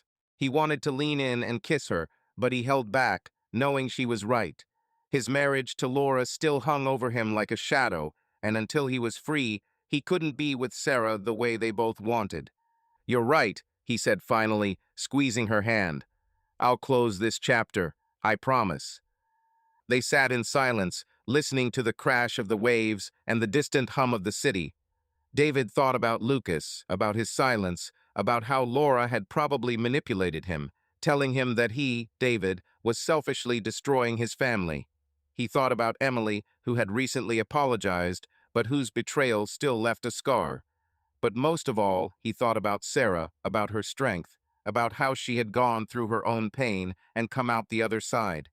She was his soulmate, the person who saw the real him, and he didn't want to lose her. Back in the loft that night, David pulled out the divorce papers that had been lying on the table. He read them over, feeling his resolve growing. He texted Lucas, "Son, I know this is hard for you, but I'm here when you're ready to talk. I love you." He didn't expect a response, but sending the text was a step forward. Then he called his lawyer, leaving a voicemail. "Martin, let's move forward with the divorce. I'm ready." Lying in bed, David stared at the ceiling, where the lights of the city reflected. He thought about Sarah, about her laugh, about how she made him believe in the possibility of new love. He knew the road ahead would be hard, that Lucas might not forgive him right away, that Laura would fight. But with Sarah by his side, he felt like he could get through it. Her words, "close this chapter," became his goal, and he was determined not to let her or himself down. Winter rain pounded the roofs of cars parked along the narrow streets of Lincoln Park, where mansions with stained glass windows and wrought iron gates hid behind the bare branches of old elm trees. In one such house, which had been converted into a charity auction room, Laura Marshall stood at the bar, clutching a glass of champagne as if it were her last anchor. Her black Oscar de la Renta dress, chosen to project confidence, could not hide the shadows under her eyes that even elaborate makeup could not disguise. She smiled at the guests, bankers, philanthropists, the wives of local tycoons, but their gazes were colder than the November air outside. Rumors of her affair with Nathan, a young photographer, had seeped into Chicago society like ink into water, and now Laura felt her reputation crumbling like a house of cards. A month ago, she had been the queen of these events, her name emblazoned on the invitations, her speeches making people take out their checkbooks, her smile opening the doors to the city's most exclusive clubs. But after her confrontation with David, when he showed her photos of her and Nathan's meetings and threatened to donate them to charities, everything had changed. Someone Laura suspected the secretary at the foundation had leaked the gossip to a local society blog, and now the whispers followed her everywhere. "Have you heard about Laura Marshall?" The ladies in pearls exchanged glances. "They say she was having an affair with some artist while her husband was building skyscrapers." Laura tried to hold on, but every refusal to attend a board meeting, every polite refusal from sponsors, was a blow. Tonight's auction was supposed to be her chance to win back the favor of the elite. She had organized it with maniacal precision. Local paintings, rare wines, even a string quartet playing Vivaldi. But the room was half empty, and those who had come avoided her. Laura saw Mrs. Clayton, the education chairwoman, turn away when she tried to approach. "Excuse me, Laura, I have a meeting," she said, walking away to join another group. Laura pressed her lips together, tasting the bitterness of the champagne on her tongue. She knew she was losing more than just her reputation. She was losing herself, the woman she had been in the eyes of this city. Her phone vibrated in her purse, and she opened Nathan's text, hoping for support.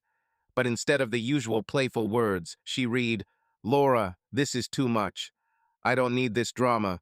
I'm sorry, but we need to break up." She stared at the screen, feeling the floor shift beneath her. Nathan, the man she had risked her marriage, her family, everything for, had abandoned her like an unwanted prop. She texted back, "Please call me," but the message went unanswered. Laura finished her champagne and ordered more, ignoring the bartender's glares.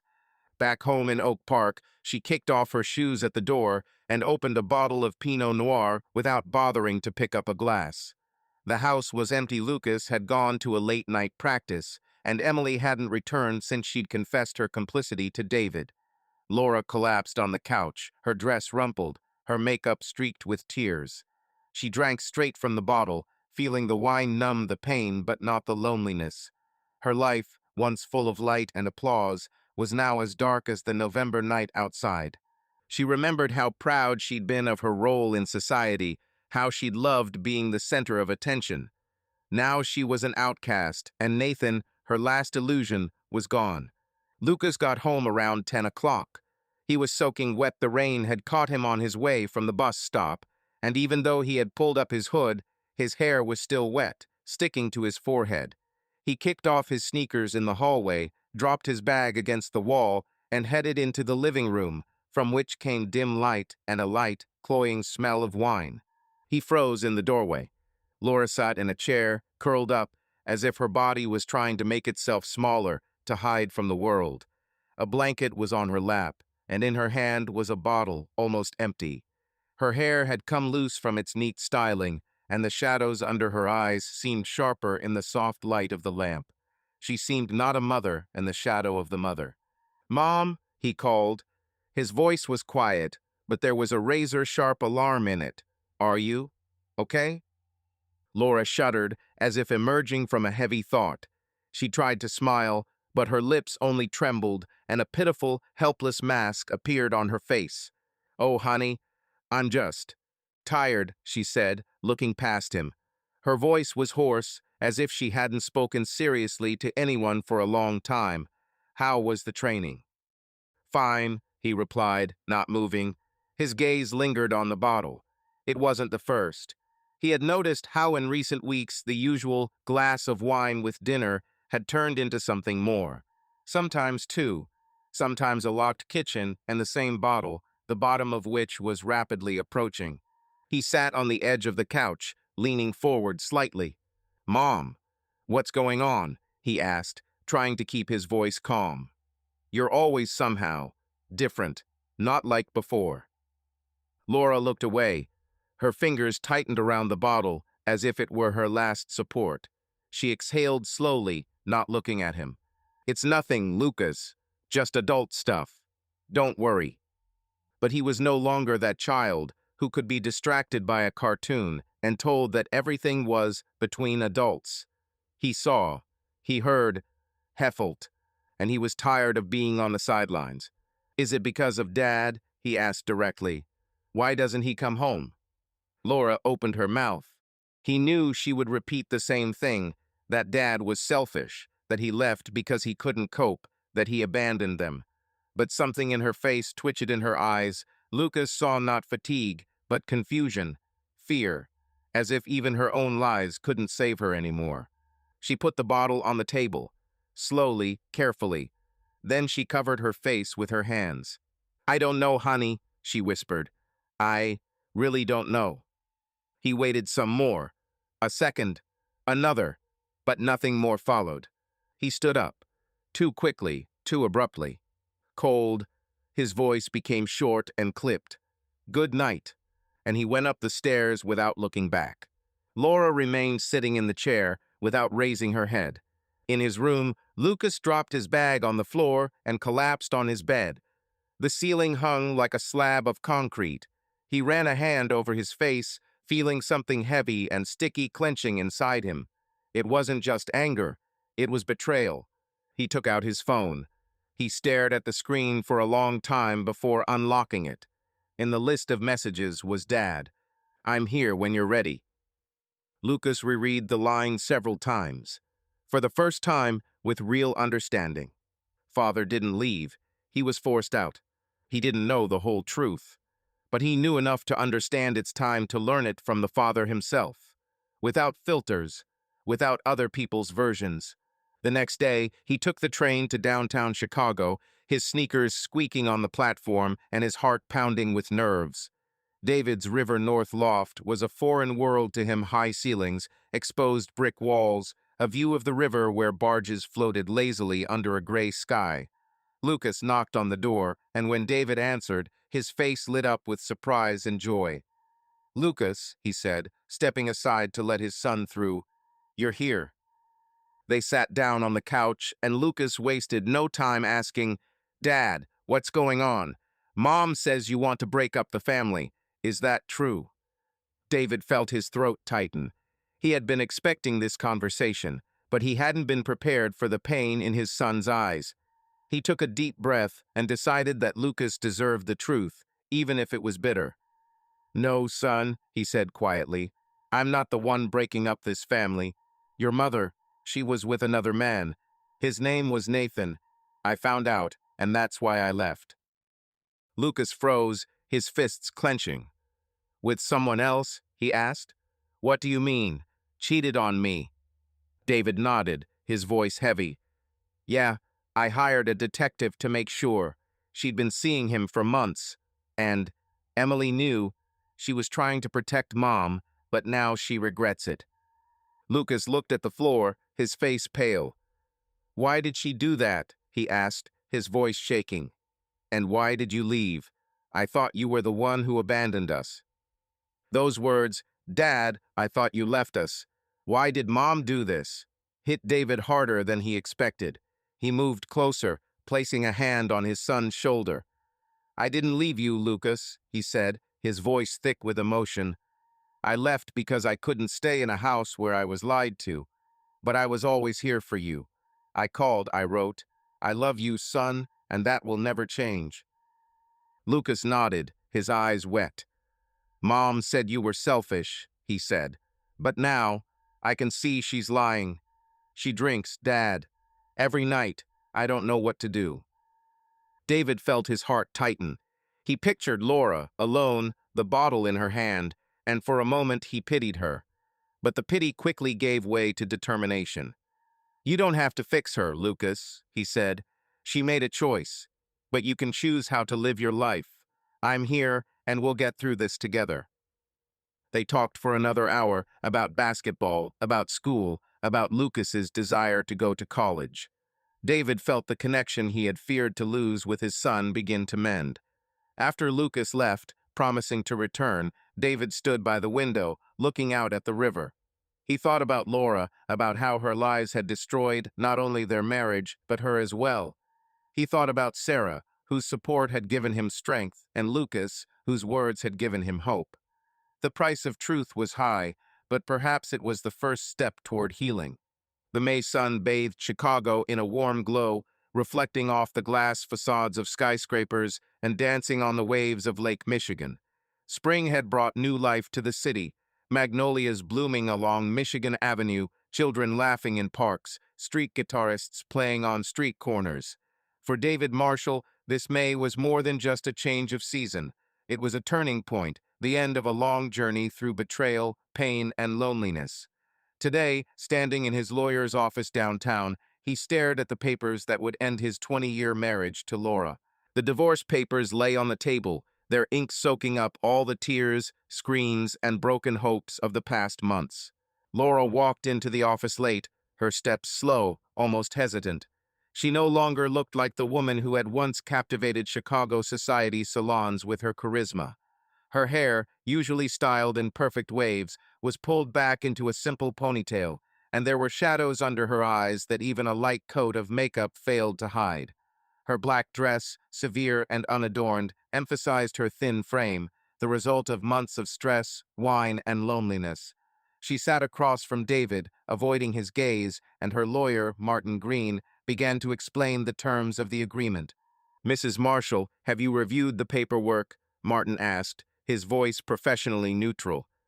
"Mr. Marshall has proposed a division of the property, including the house in Oak Park, and joint custody of Lucas." Laura nodded, her fingers fiddling with the edge of her purse. "Yes," she said quietly, "I agree." David sat at the table, arms crossed, looking at the woman with whom he had once shared everything: dreams, fears, sleepless nights with a baby in her arms, and early morning conversations about a future that now seemed distant and imaginary. He looked at Laura and felt a strange, disconcerting mixture of relief and sadness, as if he were watching a ship sail away into the sea on which he had long since ceased to be a passenger. Before him sat not the same brilliant, self-assured woman who hosted gala dinners and raised money for hospitals with an easy, dazzling smile. Now before him sat broken version, haggard, without makeup, with tired eyes, in which there was no longer any challenge or control. The affair with Nathan, which began as an escape, became a chain for her. Manipulating Lucas, trying to drag Emily into her excuses, lying with a trembling voice, all this did more than just destroy the marriage. It destroyed it. Word spread like wildfire through dry leaves. People who used to invite her to events now turned away. The coffee shops she used to hold meetings in began to freeze when she walked in. And Nathan, he just walked away, left her in the shadows when it smelled like drama. He wanted ease, not consequences. David knew. She was seeing a therapist. She was trying. But her old life was gone. And Laura, the Laura he loved, was gone with her. He looked at the papers in front of him, the divorce papers, cold and official as a sentence. And yet, there was something about them clarity, which he was striving for. "Are you sure?" he asked, his voice even, almost soft. Not accusing, not pitying, just honest. "If there's anything you want to say it now. I'm listening." Laura slowly looked up. There was no longer the same anger or accusation in her eyes. Only yearning, naked and defenseless. "I've lost everything, David," she said, her voice trembling. "You, the kids, myself. I don't know who to be now. I don't want to fight anymore. I'm just tired. I'll sign." She picked up the pen. Her fingers trembled as she signed, once, twice, 3 times. The ink left dark lines, as if recording not only the decision, but also the pain frozen on the paper. Every stroke was like a blot on an old album, like a crossed-out chapter. David watched her sign. And suddenly I realized, this is not a victory. This is completion. It's as if the weight he's been carrying for months has begun to dissolve, but with it, a part of himself has gone, himself. When Laura finished, she put down her pen as if it was the last effort she had the strength to make. She stood up. She paused for a second, looked at him. "I hope you will be happy," she said, without sarcasm, without theatrics, just, sincerely, like a woman who has finally let go, which no longer holds and does not hold. She turned and walked away. The click of the door was soft, almost polite, but there was a note in it. Final note. Not pretentious, not loud. Just point. David sat in silence. He looked at the papers in front of him, at her signature, and he felt the past slowly slip away, not disappear, just becoming part of who he was. And now it was necessary to understand who he would become. David returned to his River North loft, where the smell of freshly brewed coffee and the view of the Chicago River now seemed like a new beginning. He called Sarah, his fiancée, whose support had been his anchor in recent months. "It's over," he said, his voice thick with relief. She signed. "I'm proud of you," Sarah replied, and he could hear the smile in her voice. "Come to my place. We need to celebrate." A month later, on a warm June day, David stood on the shore of Lake Michigan, in a small park near the Adler Planetarium, where the waves lapped gently against the rocks and the city's skyscrapers shone on the horizon. He wore a simple gray suit with no tie, and in his lapel was a sprig of lavender, a nod to Sarah's favorite scent. She appeared in a flowing white dress, her chestnut hair adorned with wildflowers, her smile so bright that even the sun seemed paler. Their wedding was small but warm. A few close friends, Sarah's son Ben playing an Elvis tune on guitar, and, most importantly, Emily and Lucas standing nearby. Emily, dressed in a blue dress, hugged her father before the ceremony. "You deserve this, Dad," she said, her eyes moist. Their relationship, shaky since her support of Laura, was beginning to mend. She spent weekends at the loft, sharing stories about college, and David felt his daughter coming back to him. Lucas, in a black shirt and jeans, looked awkward in the setting, but his presence meant more to David than he could say. After their conversation, when David told the truth about Laura, Lucas began calling, visiting, even going to basketball games with his father. "Sarah's cool," he said the day before the wedding, his way of saying he accepted this new chapter in his father's life. The ceremony was short but heartfelt. Sarah and David exchanged vows they had written themselves. "You showed me that love can be honest," Sarah said, her voice shaking with emotion. "I promise to be your rock, your home, always." David, holding her hands, replied, "You gave me hope when I thought all was lost. I promise to love you every day like it was the first." The guests applauded, Ben played the final chord, and everyone headed out for an outdoor picnic, with baskets of sandwiches, fresh fruit, and lemonade. Emily and Lucas laughed and threw a frisbee, and Sarah danced with Ben to music from a portable speaker. David watched them, feeling a warmth spread through his chest. This was his new family, not perfect, but real. Meanwhile, Laura sat in her Oak Park office, which now seemed too big and empty. The house that had once been full of life was now a museum of her mistakes. She had checked herself into therapy, where she spent hours unpacking why she had sought solace from Nathan, why she had manipulated her children, why she had destroyed what she had.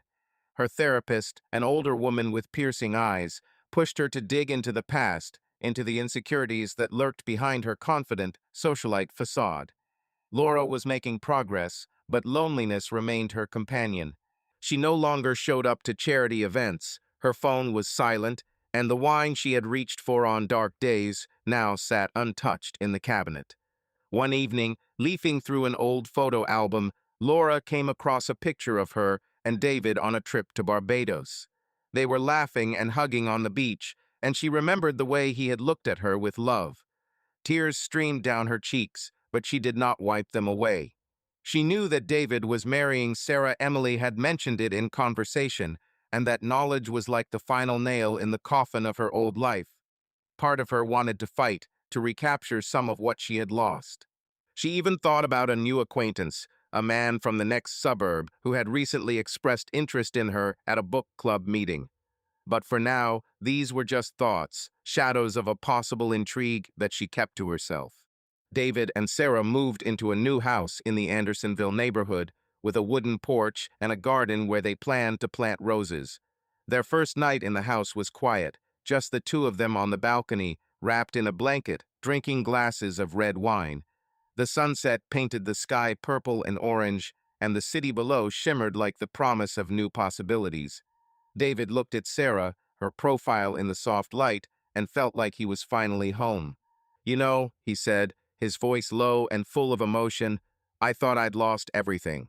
Laura, the kids, my life. But then I found you. It was worth it." Sarah turned to him, her eyes shining. "You didn't lose everything," she said, squeezing his hand. "You built something new. We did. And I wouldn't trade it for anything."